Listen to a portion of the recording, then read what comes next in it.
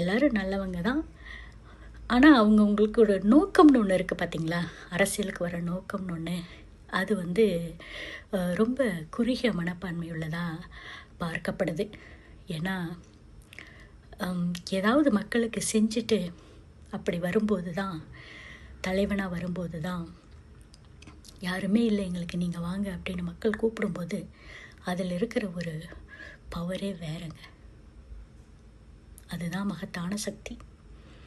அந்த சக்தியை உங்களுக்கு நீங்கள் உருவாக்கிக்கங்க, தகுதியாக்கிக்கங்க உங்களை.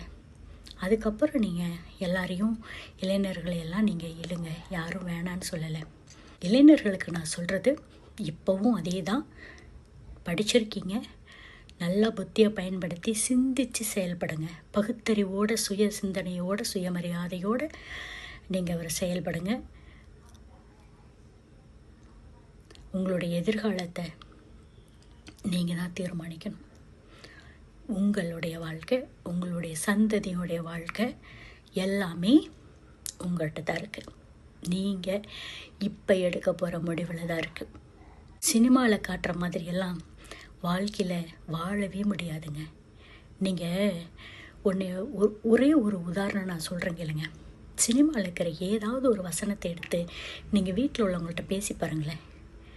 அது அப்படியே நடைமுறைக்கு ஒவ்வாத ஒரு விஷயமாக உங்களுக்கு படும். நான் சொல்கிறேன், நீங்கள் வேணால் நீங்கள் ஒரு அண்ணன் தங்கச்சி பாசம் ஏதாவது ஒரு சென்டிமெண்ட்டை எடுத்து அது மாதிரி நீங்கள் வீட்டில் உள்ளவங்கள்ட்ட போய் பேசுங்களேன். சினிமா அப்படிங்கிறது ஒரு சும்மா பார்த்து ரசிச்சுட்டு அப்படியே வர்றது தாங்க. அது எதுக்குங்க அவ்வளோ உள்வாங்குறீங்க? எனக்கு புரியல.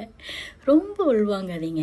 என்ன படம் நல்லா இருக்கா, அதில் என்ன மக்களுக்கு செய்தி சொல்லியிருக்காங்க அப்படிங்கிறத ஆராய்ச்சி பாருங்கள். அந்த தலைவன் என்ன ட்ரெஸ் போட்டான், என்ன ஸ்டைல் பண்ணான், அவன் என்ன பஞ்ச் டைலாக பேசினான், ஆஹா தலைவர் இப்படி பண்ணிட்டாரு பார்த்தியா, அப்படியெல்லாம் ஒன்றுமே இல்லைங்க. அது ஒரு கதாபாத்திரம். அது அவரை விட்டால் வேறு யார் வேணாலும் நடிக்கலாம். சரியா? நடிக்கிற அத்தனை பேரையுமே நம்ம தலைவர்கள்னு கொண்டு போய் நிறுத்த முடியாது. புரியுதுங்களா? நிறைய நல்ல நடிகர்கள் இருக்காங்க, நல்ல நடிகைகள் இருக்காங்க. அவங்கெல்லாம் மக்களுக்கு சேவை கூட இன்ன வரைக்கும் செஞ்சுட்டு வராங்க. அதெல்லாம் உங்களுக்கு தெரியாது. நிறைய நடிகர்கள் உதவி பண்ணிட்டு வராங்க மக்களுக்கு. அது உங்களுக்கு தெரியுங்களா? அவங்களாம் கொஞ்சம் சம்பாதிச்சாலும் பண்ணிட்டு வராங்க. மாற்றம் வேணும், வேறு கட்சிக்கு போகணும் அப்படின்னா யோசிக்காதீங்க. இருக்க திராவிட முன்னேற்ற கழகம், தாய் கழகத்தை நோக்கி போங்க. நன்றி, வணக்கம்.